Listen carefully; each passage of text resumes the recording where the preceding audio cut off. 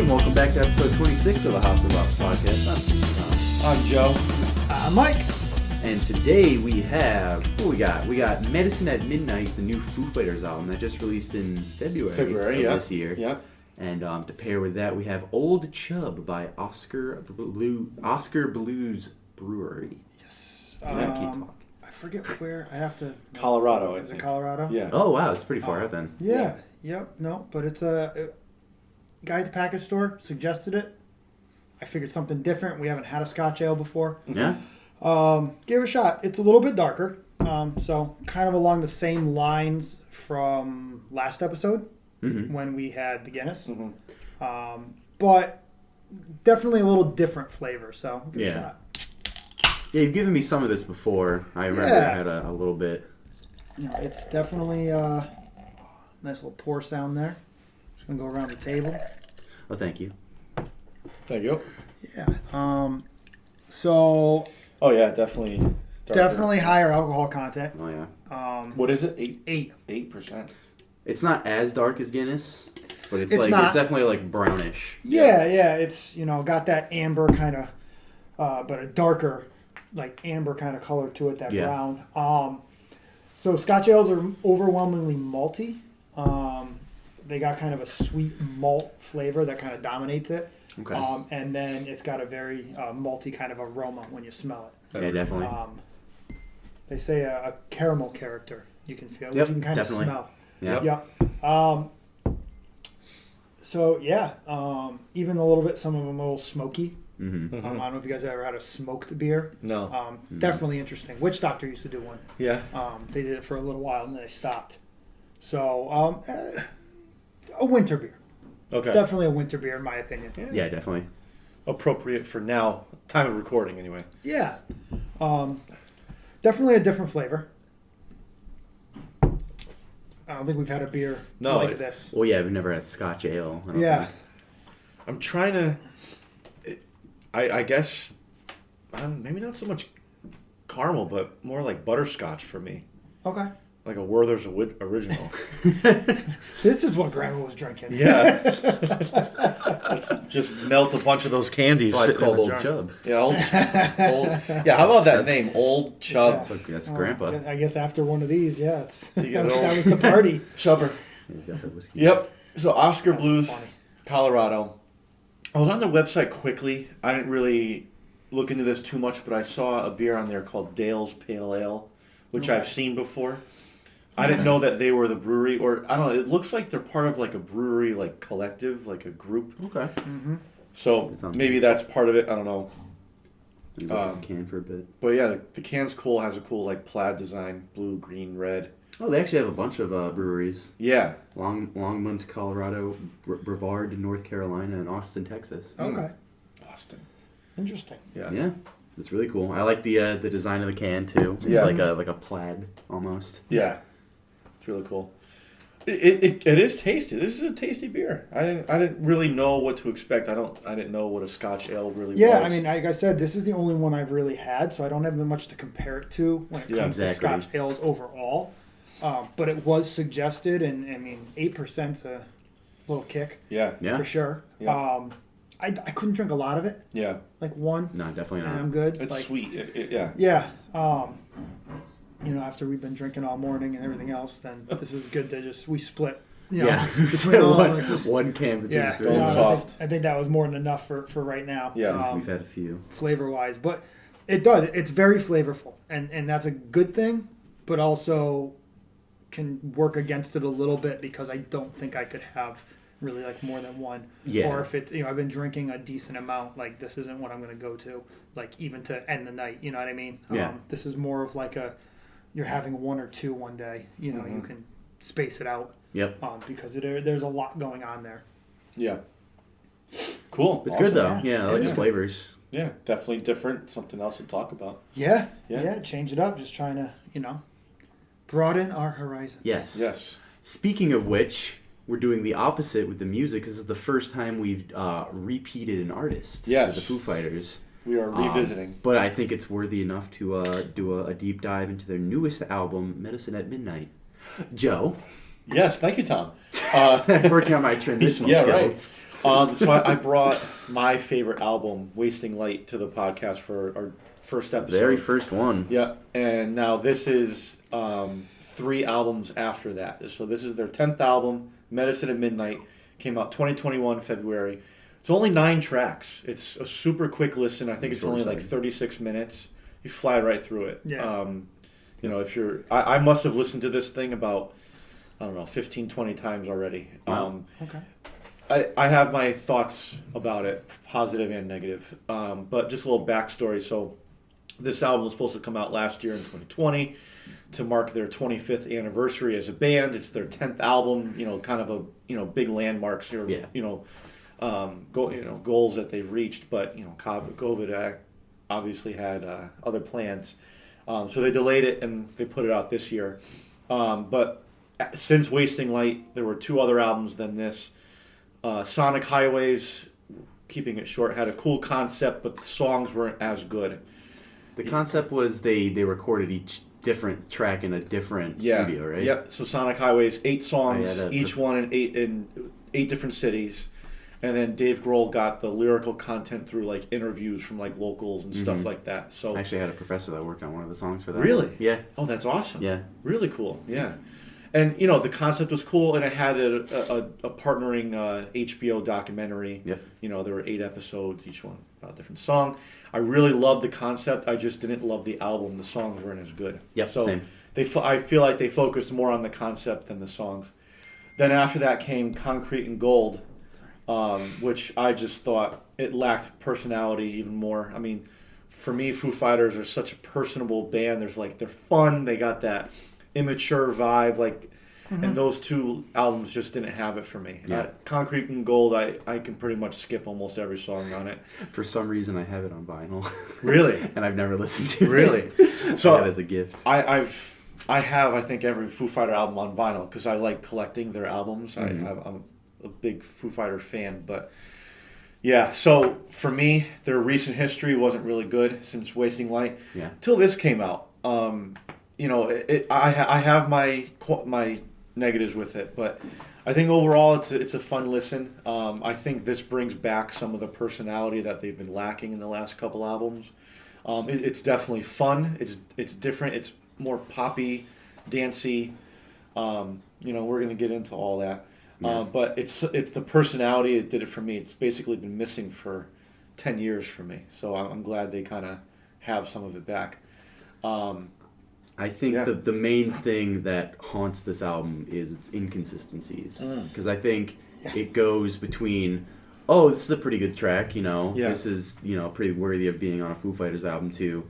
This one doesn't really make a lot of sense in terms of thematics or, just the general vibe. But that it's just inconsistent. Yeah. Along the same lines, I think if you take out Shame, Shame and Chasing Birds, all the rest of the songs are kind of more cohesive. And I just think those 2 are so different. But I don't know. We'll get into it. So it starts off with Making a Fire. I fucking love this song. People say it's corny. I know. I love this song. It's catchy, fun, and it still has that rock edge. Within the first 10 seconds, it was an instant add to my playlist. I was like, oh, wow, this is a great song. And it's just it's a return to that fun personality for them. It's a fun song. Had a very 90s feel. 90s feel for me. Just like the way it opened. Yeah. And then kind of went along with being a little bit more of kind of like an anthem song a little bit as it went on. I really liked the 3/4 timing in the verses. I thought that was kind of different. It's definitely dancey, it's poppy. But I also like the female backing vocals, which are present in the whole album. I thought that was a cool little add-on. It meshes well with their sound. I disagree. Yeah. It's not a bad intro. It sets the tone a bit better than some other songs would have. Yeah. But it just lost a lot of the grit that the band used to have for me. I agree. It's not great. It's like the hand claps and the na. It's not their style. It's begging to play in every Toyota-thon commercial. In terms of the overall album, it's not the worst, but there could have been better openers. That's funny. I listened to someone else review the album, and they also said that this song is like for like a Ford commercial or That's funny. It's like car I commercial. can see that. Yeah. Yeah. It's just that style. I agree with you fully. It doesn't have that grit, but like I'm okay with that change for this. Whereas the other two albums before this just didn't have anything at all really to offer for me. Yeah. So I thought at least this kind of had like a bright vibe, which, you know, it was just a welcomed back for me. Little side note, Yeah. you had mentioned female backing vocals. So Yep. I just looked through, and there's a handful of female vocalists throughout the album, but his daughter Yeah, is one Violet. of them. Yeah. Oh, Yeah. cool. Yep. Yep. nice. So it's her first time, I think, on the Foo Yeah. Fighter recordings. Yep. She's like 14 or something. Yeah, I thought that's really cool. So they were touring with a few female vocalists before touring shut down. Yeah. Obviously, before this album came out. So they have a tendency of doing that, like, hey, let's bring in a keyboardist for this tour. And then 2 albums later, the keyboardist is now part of the band. So like, hey, let's bring in some female backing Yeah. vocals, Oh, you and think? now they're like on the album. Yeah. That's cool. You know, so it's cool how they adapt over time. You know, Yeah. they sometimes they succeed, sometimes they don't, but you know, they're trying to adapt with the times. I thought it was a great album opener. For me, I don't know. I think they're great at opening albums. You got Monkey Wrench, kind of. I mean, there was a little intro track before that, but that's essentially the first song. All My Life, The Pretender, Bridge Burning from Wasting Light. Those are all great album intros, and I think this, you know, for me, adds along to it. So I wonder, because this will lead into the next song for me too, their songwriting process. Yes. Because when we did the first episode, both Joe and I watched the documentary, and it showed a little bit their songwriting process, where either Taylor or Dave will start playing something and then they'll find that groove and they'll build on that. So I wonder, due to COVID, did that somehow change a little bit? Right. Like, how does that affect their songwriting process? Well, I read, and there's been a lot out. I unfortunately didn't watch a lot of that extra stuff before recording this, but I've read a good amount. Apparently, this album was finished in February of 2020, so right before everything ended. Never mind. Right. And that Okay. invalidates So- my next point. But for their songwriting process, I did hear that Dave kind of took a step back on this one and allowed the other members to kind of add their own ideas to their songs. Okay. Which I thought was cool. You know, I love Dave Grohl, but that's one thing I never liked is, you know, you do have a band. It's not just you. Like, Yeah. Yeah. you have a band with talented musicians. Let them chime in. Okay. Yeah, but I'll talk later about the album being done in February and all that. Okay.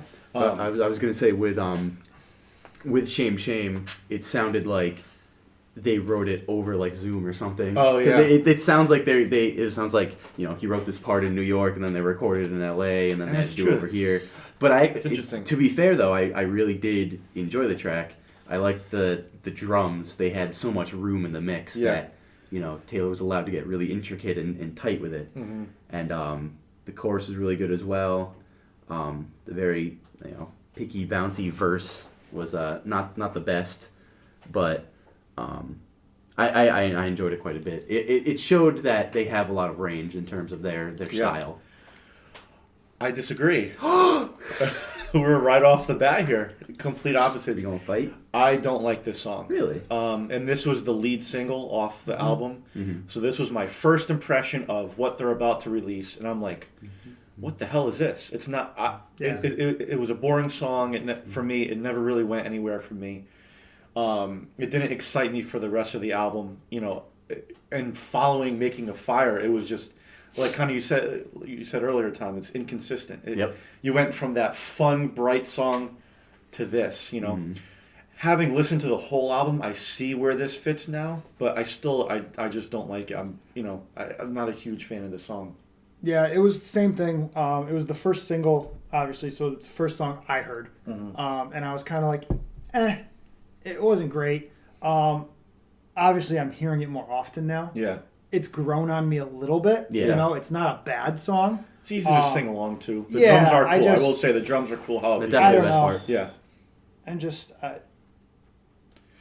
it doesn't go anywhere. It's just missing like something. It's like not a single for me. But I don't know. Maybe they want to Yeah. highlight this instead. I don't know. It probably could have been better to use a different track as a single. Yeah.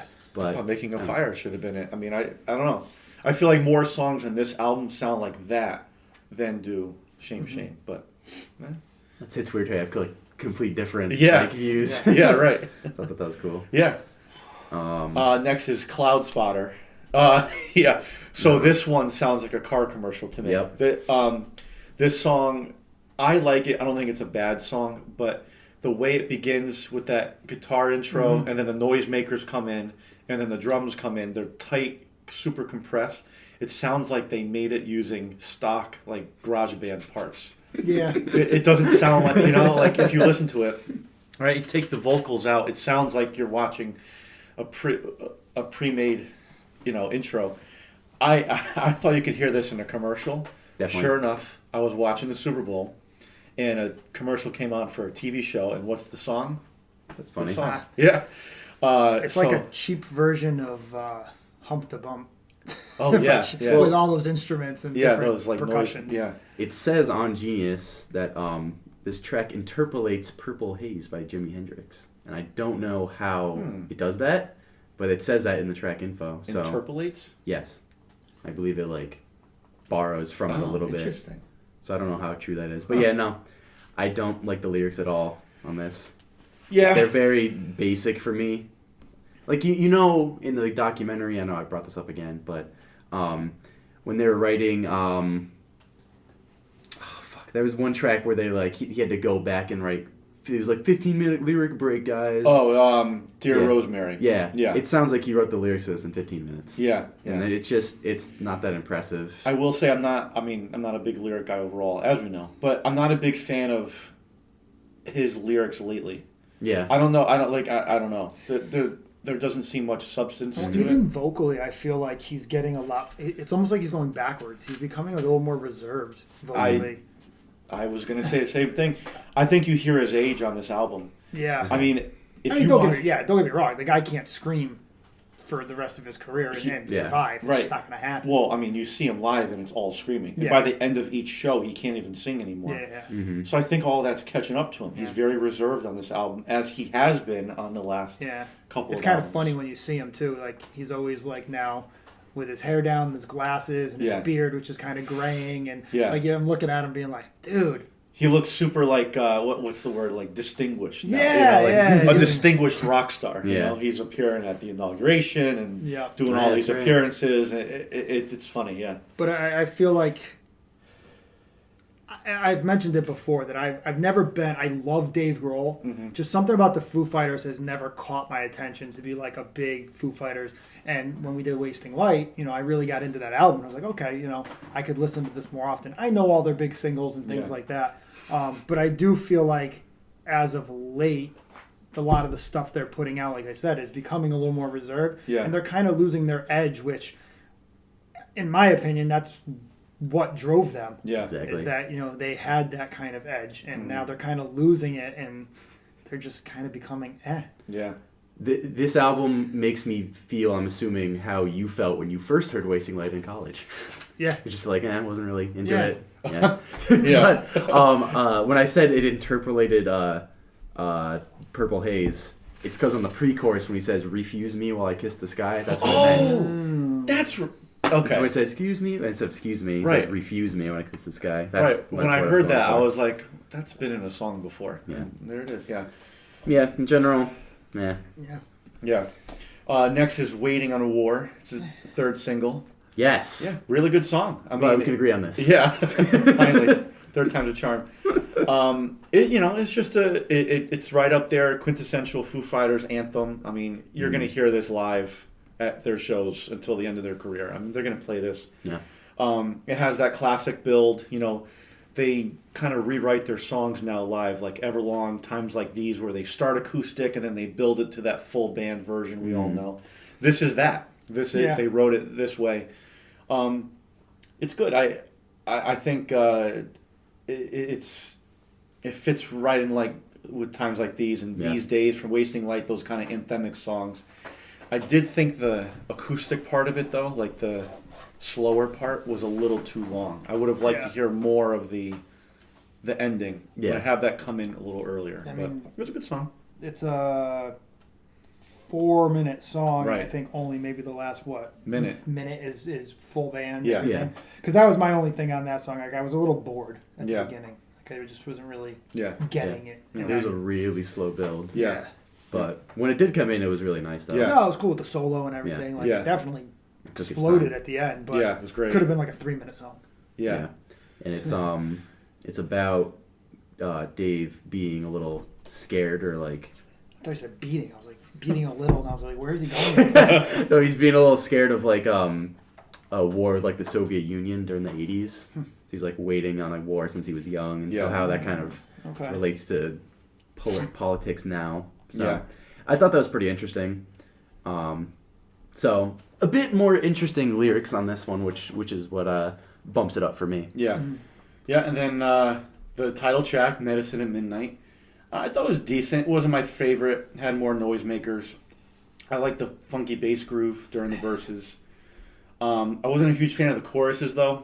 It had a cool bluesy guitar solo, too. That was maybe my favorite in the track.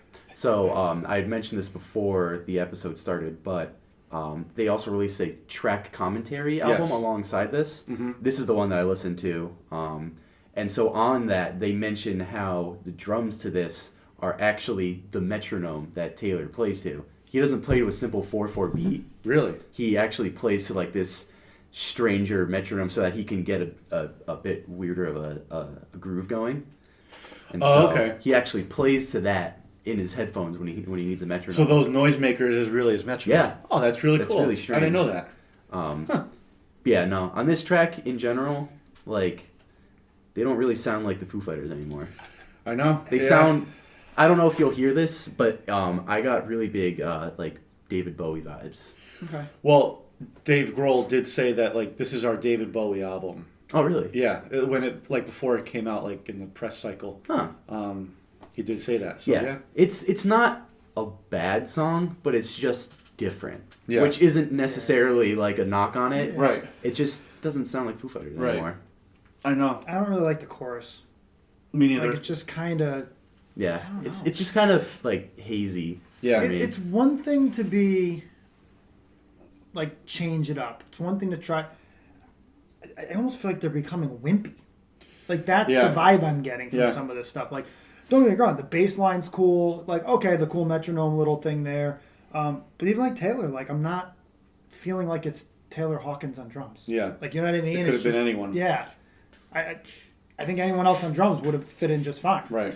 Which that's part of Foo Fighters. Yeah. Is Grohl's voice and Taylor's a nut job on the kit and. Yeah. Soaring Uh-huh. guitars.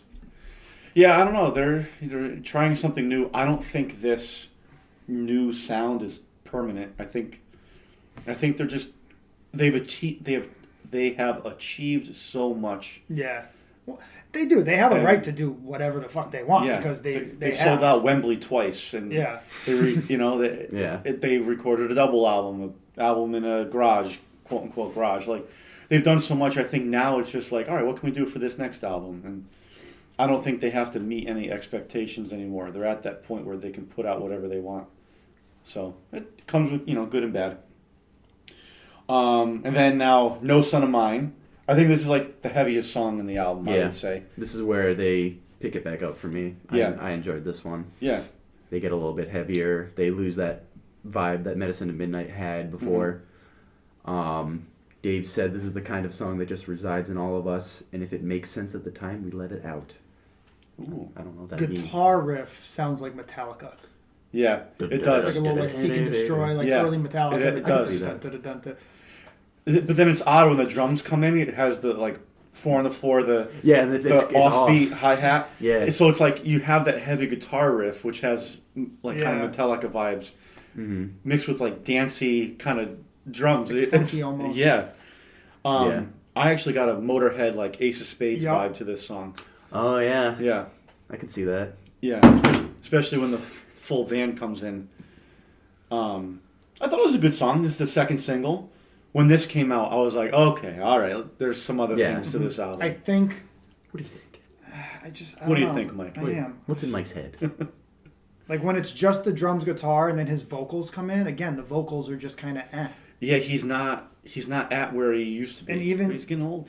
And that's fine, Yeah. but even when he's a little better on the chorus, like the "No Son of Mine," he starts yelling, like getting a little raspier and gets into it. But he sounds tired. Yeah, like when they get back into the verses, it just gets very blah vocally. Yeah. I don't mind his vocals too much on this. Yeah. I mean, he's definitely better than some of the others. I mean, you're not going to get him doing, like, The Pretender, where he's just screaming the chorus the entire time. Like, but, at the same time, on a track like this, where it's heavier in general, you want him to be a bit more animated. Mm-hmm. Yeah, yeah. So I could see that, but it wasn't, like, offensive. Mm-hmm. Like, I enjoyed it. Yeah. I was offended. Yeah. I was. You should write a Facebook post about it. Canceled. I actually should. You should contact his boss and try to get him fired. I'm going to contact Pap Schmear.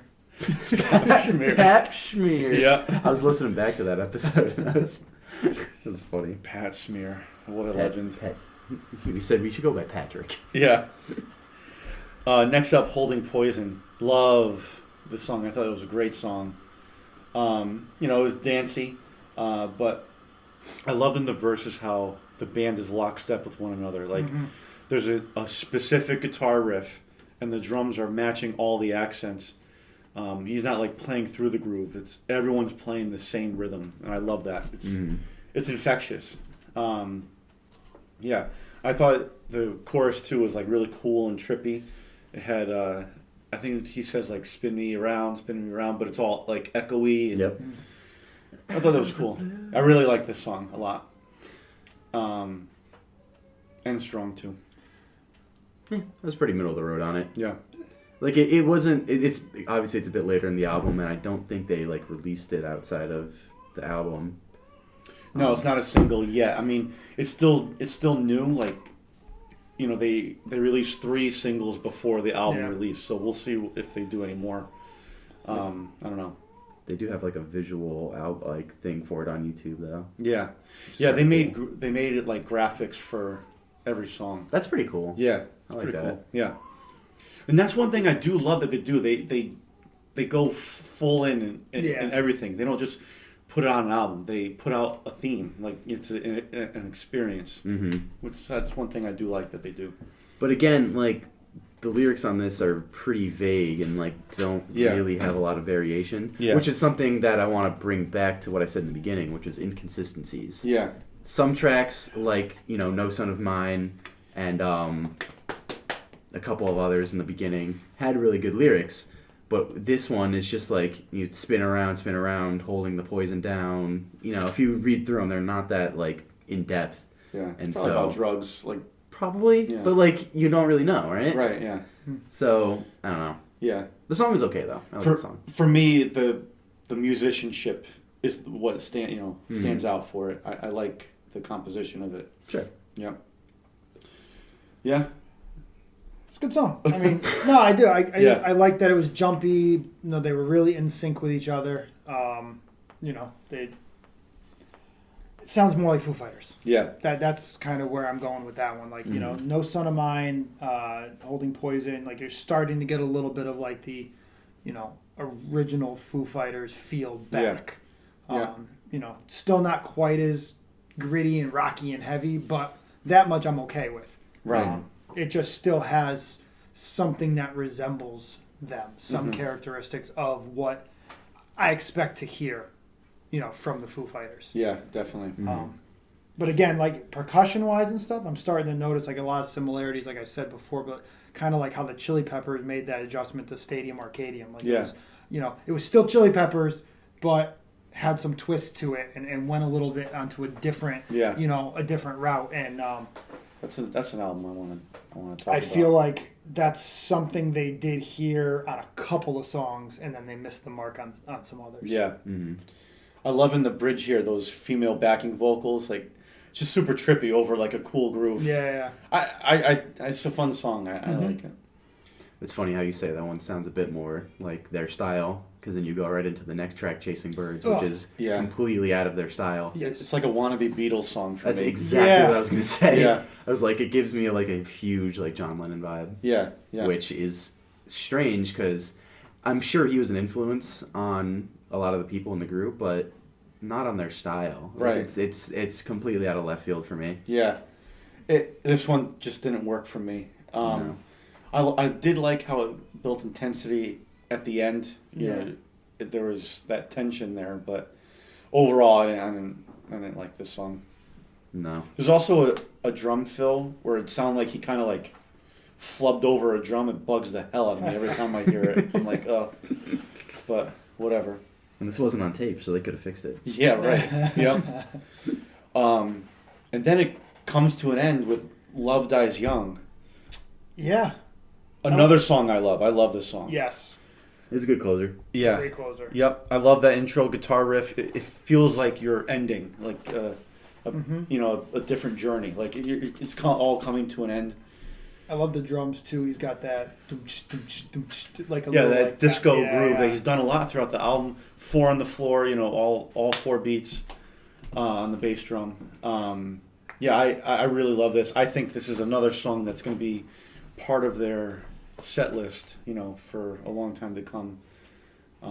Again, you're getting. I mean, I would say 6, 7, and 9.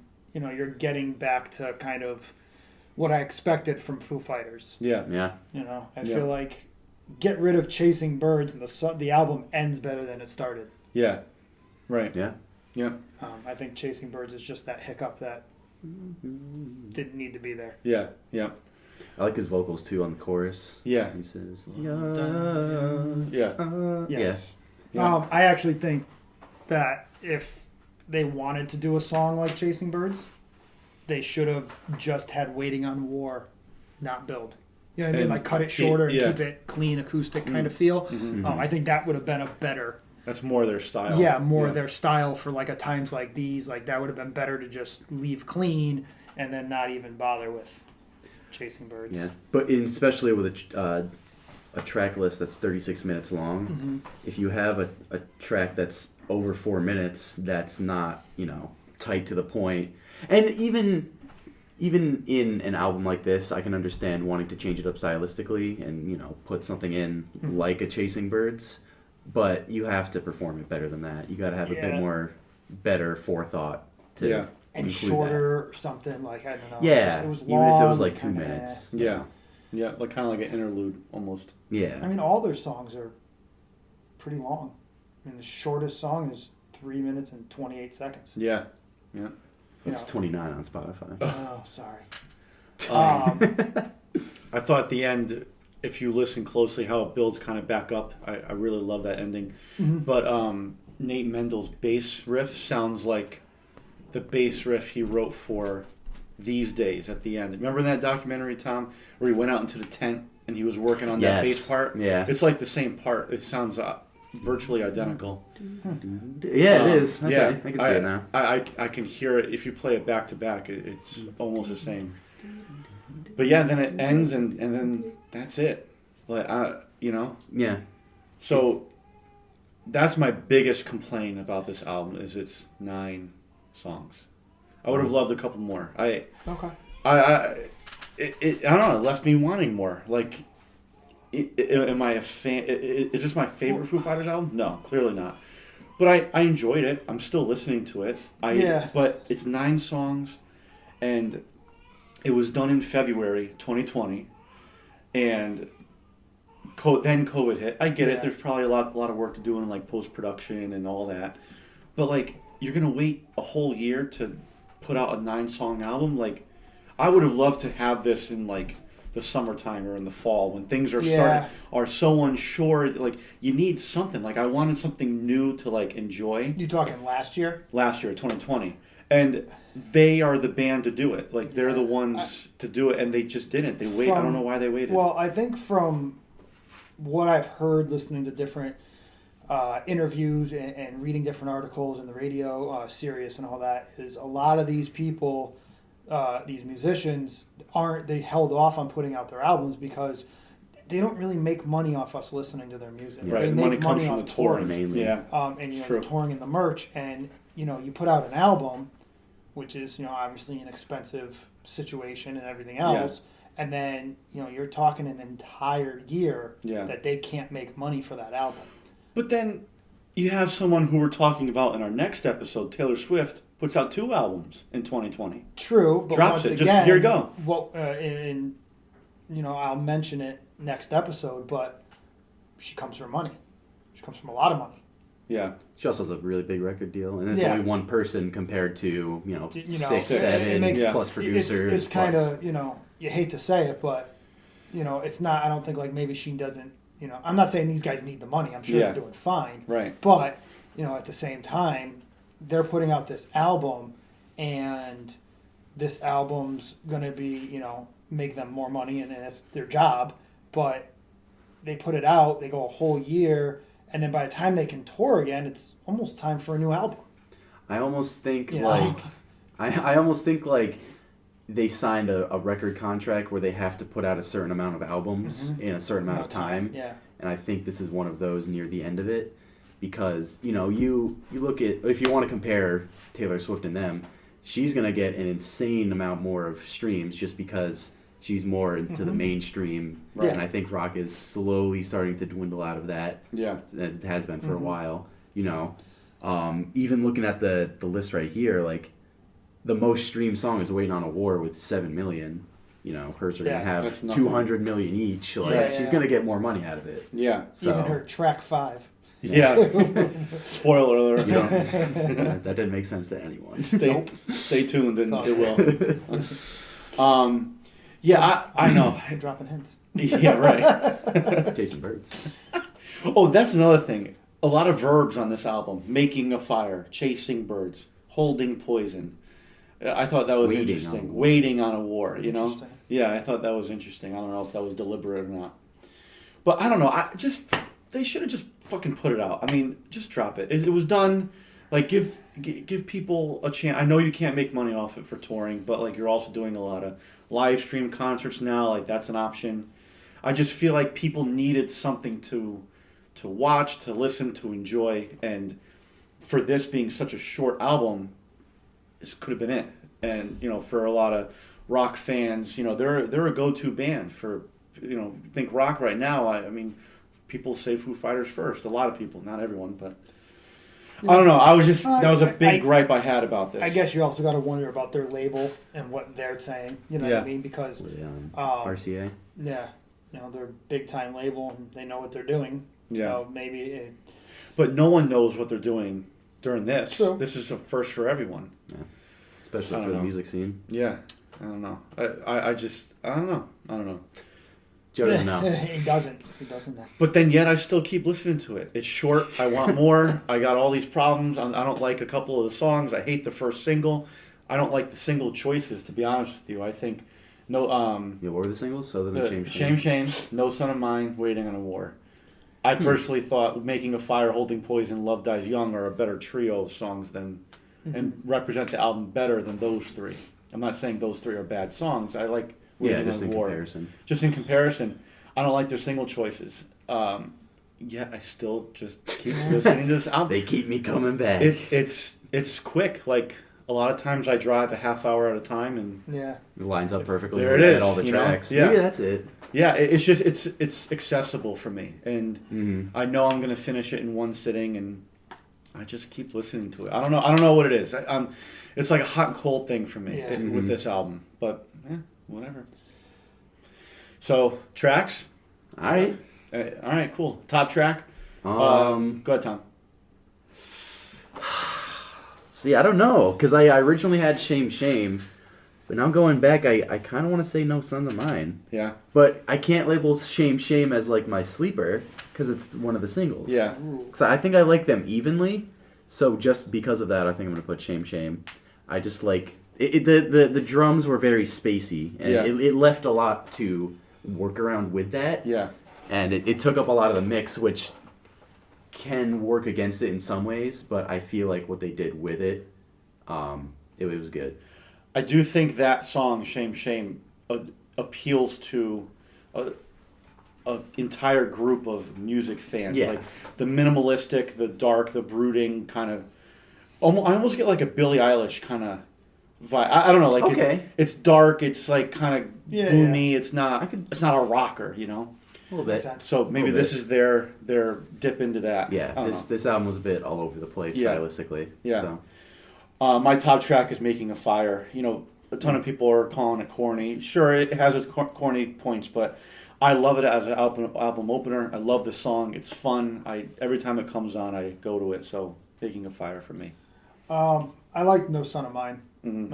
I just like the riff. I thought it was a little bit more like your traditional Foo Fighters. So it definitely, and it was kind of the first song on the album that gave me that like classic Foo Fighters feel. Mm-hmm. So I was a little more drawn to it right as that riff came in, and just it was kind of my first like, oh, okay, this is more of what I was looking for, or at least expecting. Mm-hmm. Yeah. My bottom. What's your bottom, Mike? Are we all just gonna say "Chasing Birds" because it was so? No, shitty? we're not. All right, because I am. Yeah. There was nothing to that song. I mean, it could have. Actually, we are. I really don't have anything to say to it. Are we?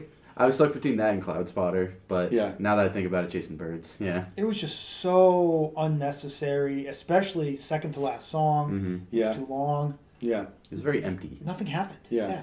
They could have done a lot with it that they didn't. Mm-hmm. And They should have. it's okay to be empty. Like, you know, you play what the song calls for, but Just wasn't a good song. just yeah. Yeah, exactly. So it's mine as well. Yeah. Well, at least we can all agree on that. Though. Yeah. So then. Dark Horse. Yes. So I have two, because "Holding Poison" and "Love Dies Young." I love those two songs. I think those are two others that you should pull off this album and listen to. So those are mine. Okay. Yeah, "Love Dies Young" was gonna be mine. I mean, I loved "Holding Poison" as well. "Love Dies Young" though it was.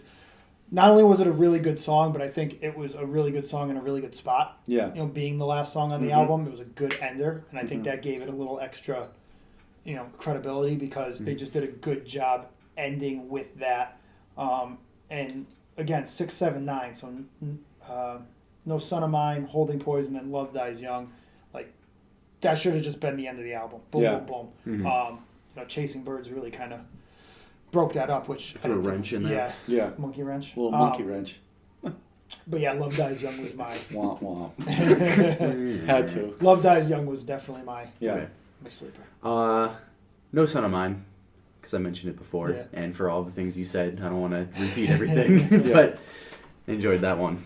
That was a good pick me up from some of the other interesting points. Although I will say, "Medicine at Midnight," the actual track, while it wasn't the Foo Fighters sound that you're used to, I still thought it was a good track. Mm-hmm. I thought that what they did with it, I liked how they just used the metronome instead of actually. Although I think he did add some drums later into the track. Yeah. And I like the influences. Like I said, that Bowie sound, that like kind of mid, like kind of 80s, maybe late 70s sound was pretty interesting. Yep. So Cool. All right. Let's rate it. I'm gonna give it about a 2.5. Yeah. I think in the greater canon of Foo Fighters albums, it's not going to be looked at as one of the greatest. Mm-hmm. It's their shortest, I think. Has to be. It has to. Yeah. I looked it through a fair I'm bit pretty of them. sure it is. Some of them are like low 40 minutes, Yeah. you know, around there. But it's just, it's not going to stand out, especially. And it's sad, too, because I feel like rock is in a bit of like dire straits in terms of like relevancy. Mm-hmm. And it's really sad to hear this album just kind of not be what I wanted it to be. Yeah. But I will say there were some good tracks on it that I did enjoy. It did have its high points, but like I said before, it's just inconsistent as hell. Yeah. You know, lyrics are all over the place. You have a good track, bad track, good track, bad track. Yeah. And it just, I wish it was just stronger in general. Yeah. So, 2.5. Yeah. I'm stuck between a 3 and a 3.5. Okay. I wrote, you know, I'm going to go with my original. I'm going to give it a 3.5. It's not my favorite, but I do like how. I don't like it how it's 9 tracks, but I do like how it's easy to listen to. I don't know. I understand that. You wanted more based off the sound. Yeah. But if the sound wasn't as good, it would have been bad. Right. If that makes sense. Okay, 3.5. Tom, thank you very much. Sorry. No. Because I can't find the right words. I'm so Yeah. confused on this. I keep listening to it, and I want to listen to it, but I have so many disappointments about it. You wanted it to be longer, but if it was longer, that could be bad because there could have been worse tracks if it was longer. Right. It was like cautious optimism, you know? Yeah. Yeah. That's a good way. 2.5. Yeah. Yeah, it's just middle of the road. I can put it on in the background. I can listen to it. It's not. I think the fact that it was short was, in my opinion, a positive. You know, because some of the songs just weren't great. Yeah. So the fact that the album as a whole was a little shorter, you kind of got to the back half, which I thought was a little bit stronger and more, classic Foo Fighters. Mm-hmm. You got there a little quicker.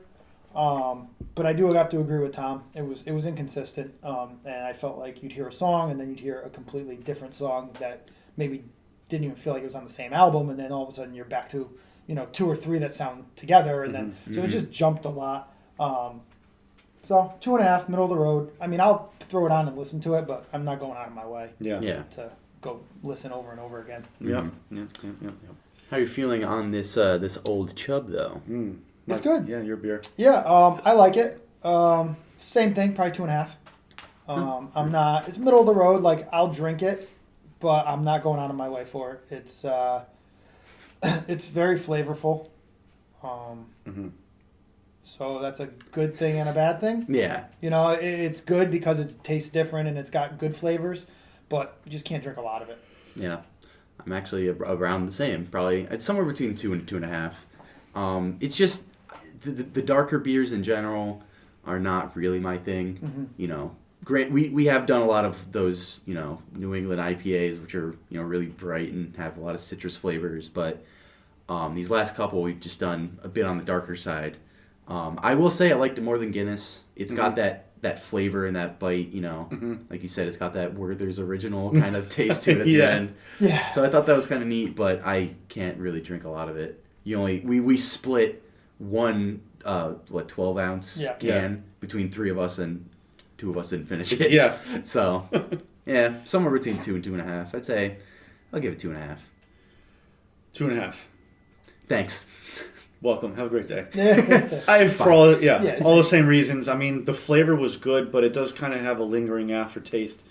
Can't drink a lot of it. If I drank my own can of it, I don't know if I would have finished it. It's good.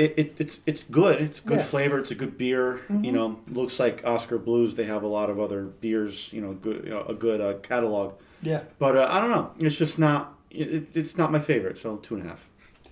So. Wow. Yeah. Quick one. All right. It was. Sweet. Well, yeah, it's a quick album. Sure. It helps. Yeah, which Makes makes sense. sense. Yeah. So shout them out. So I mean, obviously we Foo Fighters. We've talked about them before. So, check them out. And Oskar Blues, social media. I believe it is just Oskar Blues with a K. Yes, Yes. OSKAR Yeah. blues.com. Yeah, check them out. I mean, I'd be interested to try some of their other beers. Yeah, me too. Looks like they have a lot of them. Maybe too. something a little more in our wheelhouse. So, yeah. Yeah. A really cool website too. Do they? Yeah, it looks really interesting. Yeah, I was looking through it the other day. Yeah. Cool. All right. Well, before Sorry, I just saw a French's mustard beer. Ooh, A tropical wheat beer brewed with French's mustard. interesting. Huh. No thanks. Yeah. That'd be interesting to try though. Just try it once. Say you did it. I'll try this mustard beer. Oh, maybe. Yep. Anyway, sorry. No, that's right. So before we wrap up, so next episode 27, is our, I guess, long-awaited, we can say. That's right. Social media, we've been doing, or we did a while back, a fan vote for a Taylor Swift album. We had a lot of people say that they wanted us to do a Taylor Swift album, put it to a vote, and the album Red won. So we will be talking about Red next episode. With a couple actual special guests. My friends Heather and Jen are going to be joining us. Jen is like Taylor Swift expert, so she has She's a Swiftie. she has a lot of good information to share with us. So you definitely want to tune in for that. And to drink, they're bringing City Steam Brewery's Naughty Nurse Amber Ale. It's just their classic kind of flagship beer. It all started with that. So a nice kind of red theme for the episode. So, Awesome. look out for that. It's going to be a great one for sure. So thank you so much for listening. Hope you're enjoying it as much as we are. Hops and Bops podcast on Instagram and Facebook. Please share it, please. We're streaming, streaming on Spotify, Apple Podcasts, and YouTube. For Mike and Tom, I'm Joe. We'll see you in the next one. Peace.